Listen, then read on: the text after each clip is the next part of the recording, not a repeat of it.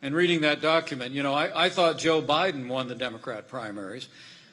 But looking at their unity agenda, it looks to me like Bernie won. When you look at their agenda, the only thing that ended up unifying was Joe Biden to the radical left. Joe Biden has referred to himself as a transition candidate. But many were asking, across this country, a transition to what? And now we have the answer.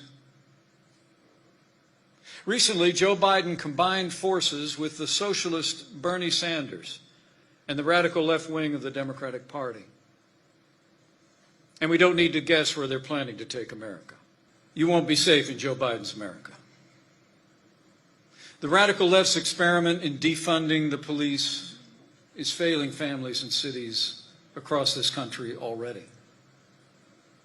Recently, amid defunding efforts around America, cities are struggling with rising crime rates.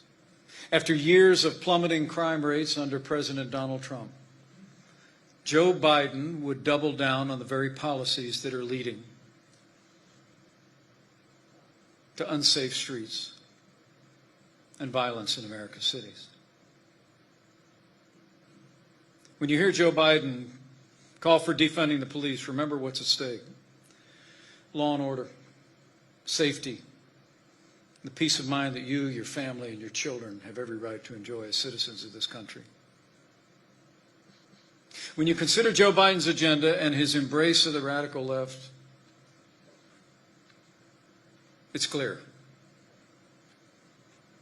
Joe Biden would be nothing more than an auto-pen president, a Trojan horse for a radical agenda. So radical, so all-encompassing that it would transform this country into something utterly unrecognizable.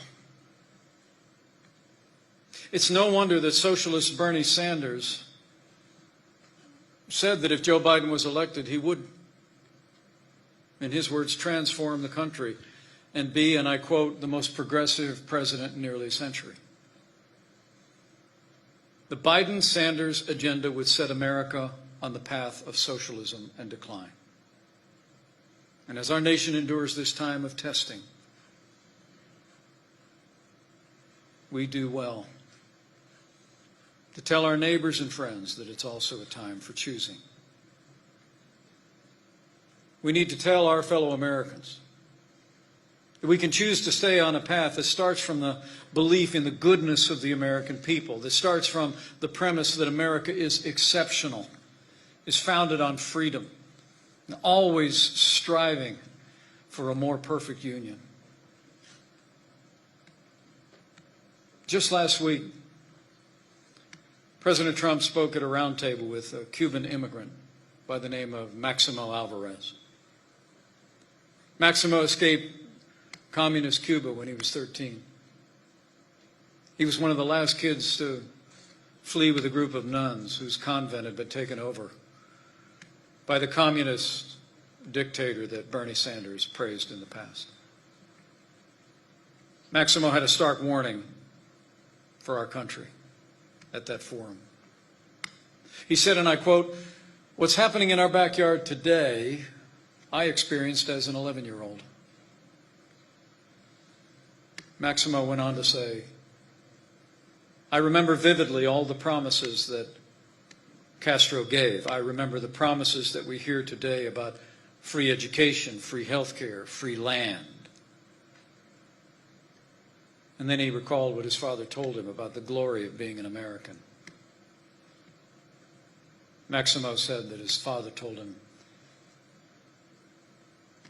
don't lose that place. Because if you lose that place, you'll have no place to go. America is a beacon of hope and freedom for all the world.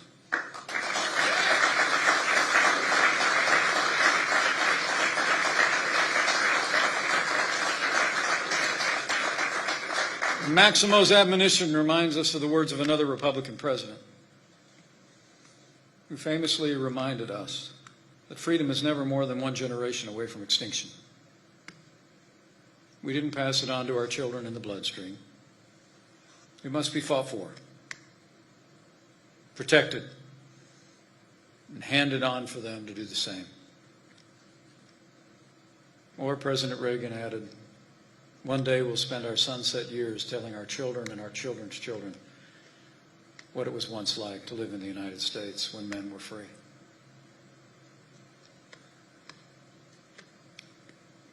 We have to fight for our freedom again. President Ronald Reagan was right in his time. And I promise you, that fighter in the White House will never stop fighting for freedom. President Donald Trump will continue to fight for the freedom of every American. And so we must fight with him.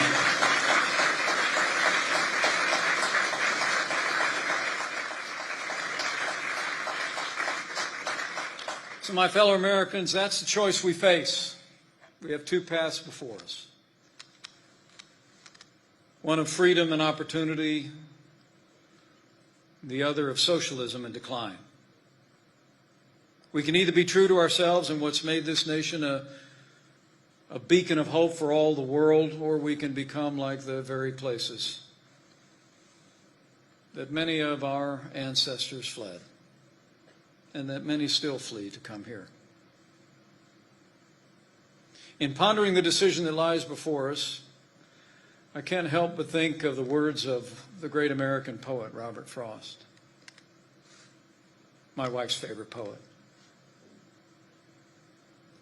He wrote, and I quote, "Two roads diverged in a yellow wood, and I took the one less traveled by, and that has made all the difference." The truth is, through the long and storied history of this country, Americans have always chosen the road less traveled by, the road of freedom, individual responsibility. And I know we will do so again.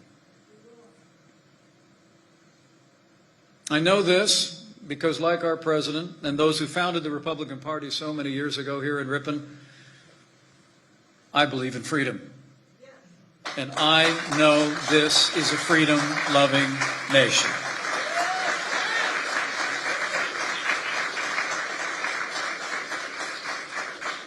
I know the love of freedom beats in the heart of every American. And I know we will choose well again in this November because I have faith. Faith that every time the American people have given the choice between more freedom and less freedom, they stand for freedom. They fight for freedom. And they choose freedom every single time. Oh, this is a freedom-loving nation. It's also a nation of faith. And it's on that hope I stand as well. The Bible says where the Spirit of the Lord is, there's freedom. And so millions of Americans believe, as I do, that when we stand up for the God-given freedoms of life and liberty and the pursuit of happiness, the freedoms won and defended throughout our nation's history, we make His work on this earth our own. And that means freedom always wins.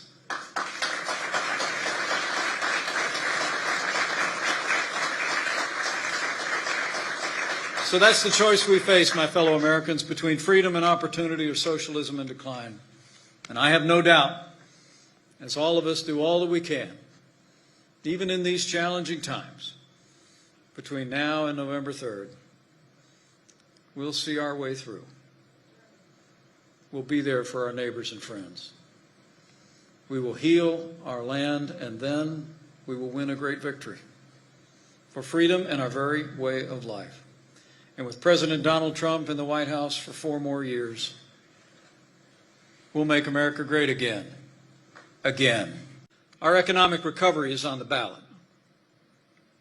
But also are things far more fundamental and foundational to our country.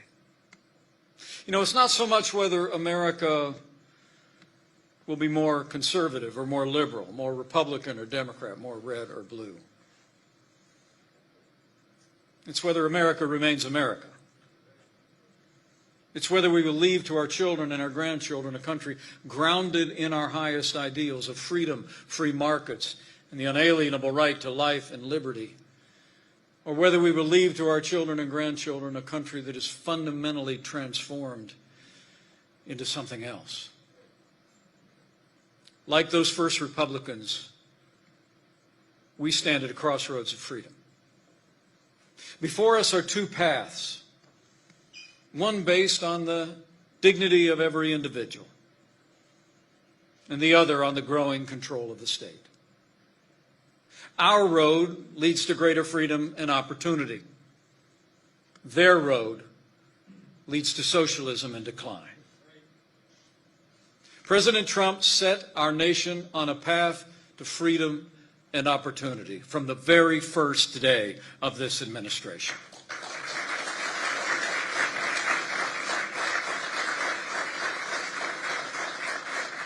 But Joe Biden would set America on a path of socialism and decline. America is a blessed and exceptional country, unique among the nations. We've been an asylum of hope for millions around the world, yearning to breathe free, as the words on the Statue of Liberty declare. Many of our greatest citizens have come from corners of the world ruled by socialist regimes. If you ever doubt whether this country is special and unique, just talk to one of them.